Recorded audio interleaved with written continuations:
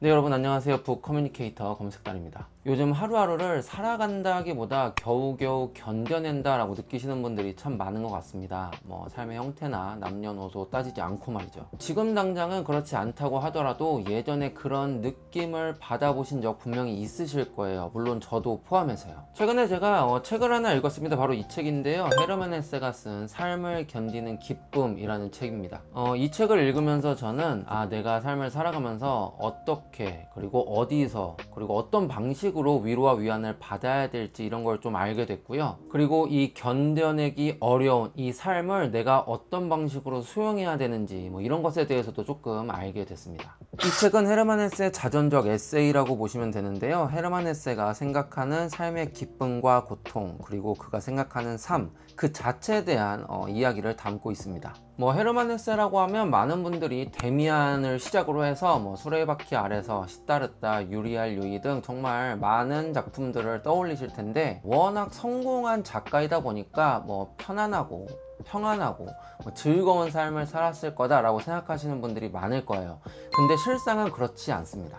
헤르만 헤세는 태어날 때부터 정말 자유로운 영혼의 소유자였는데 그의 집안은 그렇지 않았습니다. 엄격한 개신교 집안의 아들이었던 헤르만 헤세는 어릴 때부터 억압받는 삶을 살아야만 했죠. 그렇게 신학교에 들어간 지 7개월 만에 스스로 자퇴를 하고 그 뒤엔 스스로 생을 마감하려는 시도까지 했다고 합니다. 그리고 훗날 결혼한 아내는 정신질환을 겪게 돼서 온 가족이 피폐해졌다고 하고요. 세계 1차 대전이 발발했을 때 헤르만 헤세는 전쟁에 반대하는 반전 성명을 냈다가 독일 시민들한테 반역자, 배신자로 낙인 찍히게 됐죠. 이후 그는 세속적인 삶을 버리고 스위스의 한 조용한 마을로 이주하게 됩니다. 거기서 은둔자처럼 평생을 살았다고 해요. 이렇게 보면 삶을 견디는 기쁨이라는 책의 제목은 정말 순탄치 않은 삶을 살아오면서도 끝없이 작품 활동에 매진했던 헤르만 헤세와 참 잘 어울리는 제목이다 라는 생각이 들었고요. 동시에 이 책에 담긴 그의 성찰 그리고 고찰이 훨씬 더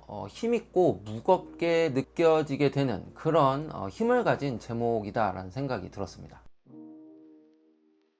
헤르만 헤세는 삶을 견딜 수 있는 그런 기쁨이 숨어있는 장소들로 여러 군데를 이야기하고 있거든요. 유머, 음악, 그리고 시, 불꽃놀이 이런 것들에 대해서 이야기를 하고 있습니다. 하지만 무엇보다 작가를 기쁨에 젖을 수 있게 해줬던 건 바로 자연이었어요. 자연에 대해서는 작가는 챕터와 주제를 가리지 않고 계속해서 이야기를 하고 있습니다. 뿐만 아니라 이 책에는 헤르만 헤세가 직접 그린 그림들이 수록되어 있는데요. 그 그림들 모두 다 자연을 그린 그림들입니다. 책을 읽다 보면 작가가 자연을 찬양하는 그런 글들이 되게 많이 있었는데요. 작가는 그 자연을 우리에게 설명하려 하거나 그 아름다움과 신성함을 우리에게 설득시키려 하지 않습니다. 그저 자신이 바라보고 체험하고 체감한 자연에 대해서 그냥 솔직히 자신의 이야기를 털어놓고 있어요. 그러면서 우리한테 나처럼 한번 해봐 라고 권하는 정도로 이야기를 하고 있습니다. 어떤 식으로 말하고 있는지 궁금하시죠? 제가 몇 문단을 발췌해서 읽어드리도록 하겠습니다. 안타까운 것은 가난한 사람들조차 가장 아름다운 기쁨을 맛보는 것에 돈이 들지 않는다는 것을 모른다는 사실이다. 그런 기쁨들 중 가장 으뜸은 우리가 날마다 자연을 접하면서 맛보고 누리는 즐거움이다. 사랑하는 친구들이여, 딱 한 번이라도 시도해보라. 한 그루의 나무와 한 뼘의 하늘은 어디에서든 찾아볼 수 있다. 나는 문득 우리가 우리 삶을 너무 사소하게 여기고 시원찮게 살아가는 것은 아닌가 하는 생각이 들었다. 지금과는 다른 모습으로 살아야만 할 것 같았다. 하늘이 있는 풍경으로 더 자주 시선을 옮기고 나무가 있는 자연으로 더 자주 발걸음을 하며 자기 자신만을 위한 시간을 더 확보하며 아름다움과 거대함의 비밀을 느낄 수 있도록 좀 더 가까이 다가가는 것 말이다. 힘든 시기에는 자연으로 나가서 수동적이 아닌 적극적인 자세로 그것을 즐기는 것보다 더 나은 약은 없다. 아마 이 영상을 보는 분들도 잘 한번 떠올려 보시면 예전에 어떤 자연 경관이라든지 아니면 세상의 자연스러운 한 장면을 보고서 어떤 편안함 그리고 안도감 혹은 행복한 감정을 느끼셨던 기억이 있을 거예요. 특별한 장소, 특별한 이벤트가 있어야 되는 건 아닙니다. 뭐 예를 들어서 출근길에 우연히 본 꽃 한 송이의 마음이 설렜던 적이라든지, 지팡이를 짚고 천천히 걸어가는 할아버지 옆에서 활짝 미소 짓고 있는 어린 손녀의 모습을 봤을 때라든지, 아니면 퇴근길에 무심코 올려다본 하늘에 정말 황금빛 노을이 너무 아름답게 지고 있을 때, 또 가로등 조명 사이로 반짝이며 떨어지는 새해 첫눈을 봤을 때, 지금은 막 떠오르지 않더라도 분명 이런 자연스러운 삶의 모습, 자연의 모습 앞에서 위로받고 위안받았던 경험이 분명 있으실 거예요. 저 같은 경우에는 예전에 서핑을 좀 오래 했었습니다. 그래서 바다를 많이 갔었는데요. 서핑이 막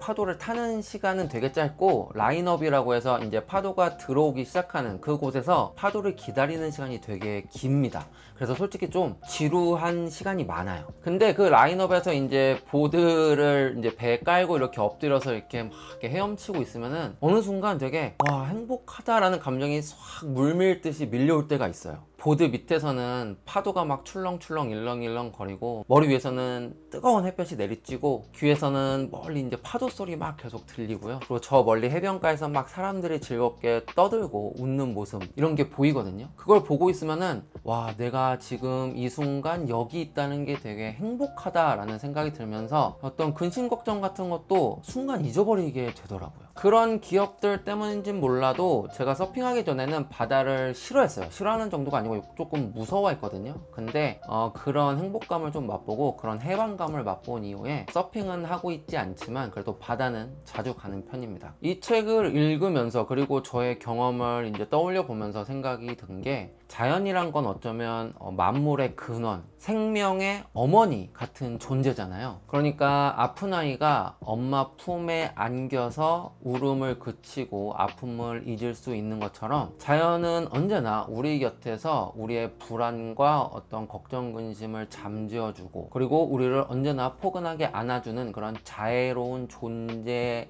수도 있겠다라는 생각이 들었습니다. 근데 문제는 이 자애로운 어머니 같은 자연을 우리가 너무 홀대한다는 거죠. 그냥 당연한 존재라고 생각하고 특별하지 않은 존재라고 생각하면서 스쳐 지나가기 십상이잖아요. 작가의 말처럼 한 그루의 나무 그리고 한 뼘의 하늘은 우리가 언제든지 볼 수 있는데도 보지 않는 것처럼 말이죠. 그 이유에는 정말 여러 가지가 있겠지만, 아무래도 우리 현실의 삶이 너무 빠르고 정신없게 흘러가기 때문인 것 같아요. 그렇지만 그런 세상의 속도에 휩쓸리지 말고 가끔은 정말 천천히 걷고 느리게 생각하면서 자연과 연결될 수 있는, 그러니까 자연과 조화를 이룰 수 있는 그런 시간을 조금 갖게 된다면, 헤르만 헤세가 말하는 그 자연을 통한 본질적인 위로와 위안을 얻을 수 있지 않을까 하는 생각을 해봤습니다. 시간이 부족하다며 늘 전전긍긍하고 재미있는 일이 없다며 항상 따분해하는 사람들에게 알려주고 싶다. 날마다 벌어지는 사소한 기쁨들을 가능한 많이 경험하고, 거창하고 짜릿한 쾌락은 휴가를 즐길 때나 특별한 시간을 보낼 때 조금씩 맛보는 것이 더 좋다는 것을. 지친 몸을 추스르고 일상의 피로에서 벗어날 수 있도록 도와주는 것은 거창한 쾌락이 아니라 사소한 즐거움이기 때문이다.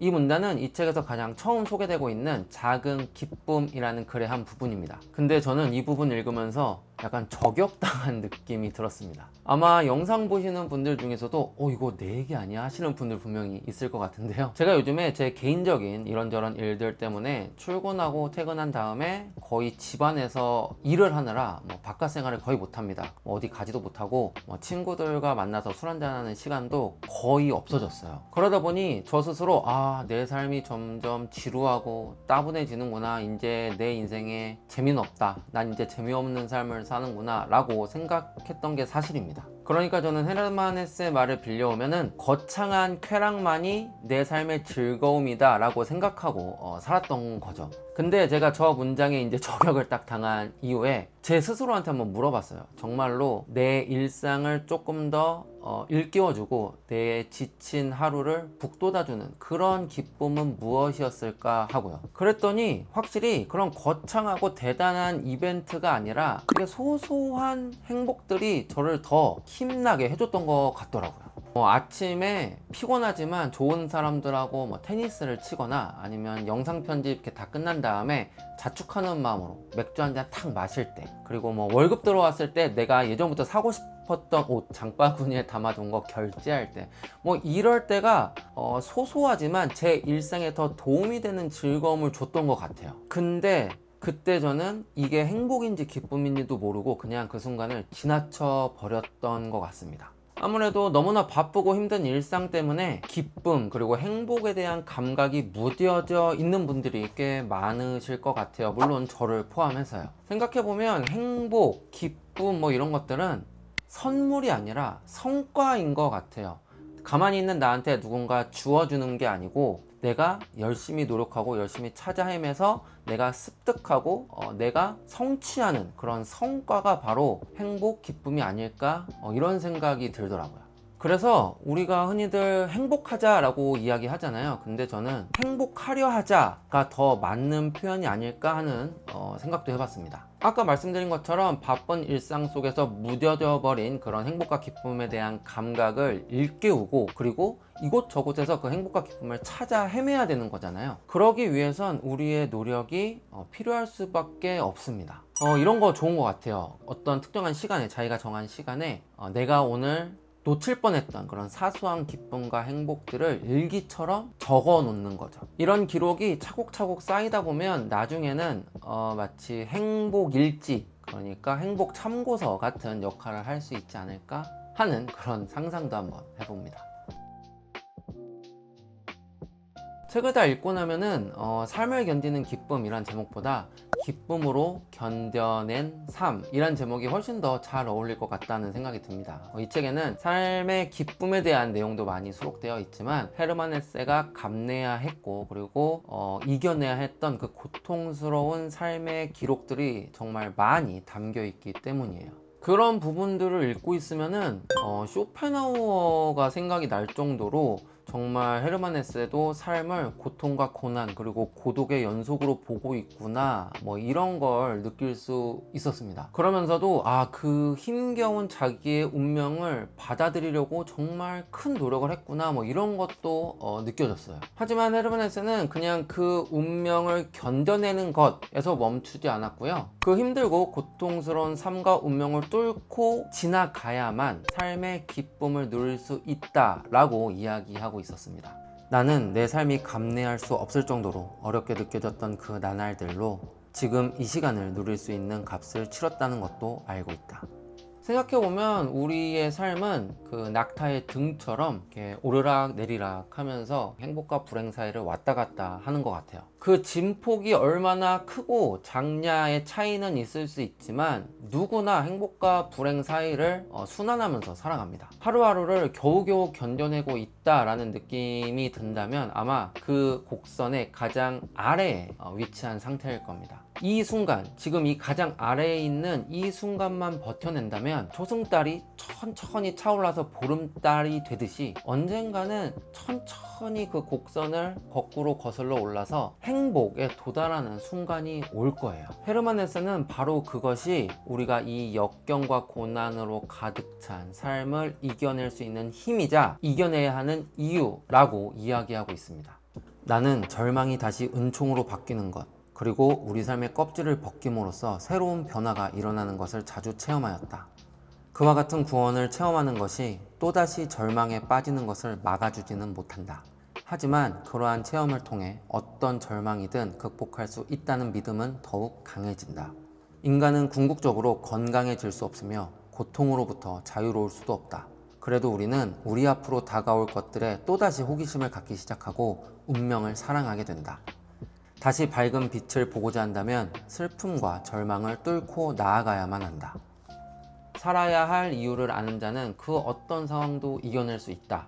제가 빅터 프랭클의 죽음의 수용소에서 읽은 그 니체 말인데요. 그 세계 2차 대전 때 아우슈비츠에서 직접 생활했던 그 빅터 프랭클이 거기서 겪었던 일들을 되게 사실적으로 담은 책 입니다. 그 아우슈비츠처럼 그런 끔찍한 곳에서도 살아야 할 이유가 있다면 견디고 버텨내서 생존할 수 있다라고 이야기하잖아요. 그런 것처럼 절망은 언젠간 은총으로 바뀌게 되고 지금 내 삶의 껍질이 벗겨지면서 더 나은 새 삶이 돋아나는 것, 이 기적 같은 순간들이 필연적으로 다가온다는 믿음, 이 믿음을 이유로 삼아서 우리가 삶을 견디고 이겨내다 보면 분명 우리도 그 헤르만 헤세가 한 말처럼 다시 밝은 빛을 볼 수 있지 않을까, 이런 생각도 해봤습니다. 혹시 지금 이 순간 내 삶이 너무 깊고 어두운 그늘에 가리워진 것 같다 라고 생각하면서 절망하시는 분들이 계시다면 이걸 꼭 기억하세요. 여러분들의 삶이 힘들었다는 거는 그만큼 여러분들이 강인하고 대단하게 하루하루를 이겨내고 싸워내고 있다는 그 증거라는 걸 잊으시면 안 됩니다. 그 강인함을 절대 잊지 말고 조금씩 천천히 나아가다 보면 분명 지금보다 훨씬 더 나은 삶을 마주하실 수 있을 거예요. 저는 그걸 믿어 의심치 않습니다. 네, 제가 이 책을 다 읽고 나서 제 삶에 기쁨이 더해졌다든지 아니면은 행복한 삶을 향해서 나아갈 수 있는 방향을 깨달았다든지 뭐 이런 거는 사실 전혀 없습니다. 하지만 헤르만 헤세가 역경과 고난으로 가득 찬 삶을 이겨내고 그리고 운명을 수긍하면서 기쁨을 찾으려 했던 그 모습들을 지켜봤고요. 그러면서 나도 내 삶을 어떻게 받아들여야 할지, 그리고 어렵고 힘들 때 내가 어떤 마음가짐을 가져야 할지 뭐 이런 거를 조금 알 수 있었던 시간이었던 것 같습니다. 특히 일상 속에 숨은 그 사소한 기쁨을 좀 찾아서 저장하자, 이거는 꼭 해봐야겠다 라고 다짐을 하게 됐어요. 제가 아까 말씀드린 그 행복일기, 행복일지를 한번 써볼까 합니다. 어떤 것들이 그 노트에 적힐지 기대가 되는데요. 그러면서 여러분들은 그런 사소한 기쁨, 사소한 행복을 언제 어느 순간 느끼시는지 조금 궁금해졌습니다. 혹시 뭐 이야기하고 싶으신 분들은 뭐 댓글로 남겨주시면은 뭐 재밌을 것 같다는 생각이 드네요. 정말 수려한 에세이였고요. 동시에 헤르만 헤세의 놀라운 철학적 사고와 통찰력도 맛볼 수 있었던 책이었습니다. 분량이 그렇게 길지 않거든요. 그러니까 뭐 헤르만 헤세의 소설을 재밌게 읽으셨던 분들, 삶에 대해서 조금 진지한 고찰을 해보고 싶다 하는 분들이라면 한 번쯤 읽어보시는 걸 추천드리겠습니다. 그럼 이 책에 대한 저의 한 줄 평 남겨보도록 하겠습니다. 삶을 견뎌낸 자가 삶을 견디는 자에게 건네는 진심. 네, 오늘의 영상은 여기까지입니다. 저는 다음에 또 다른 책, 또 다른 이야기로 여러분들을 찾아올 거고요. 그때까지 즐거운 독서 생활 하시길 바랍니다. 안녕히 계십시오.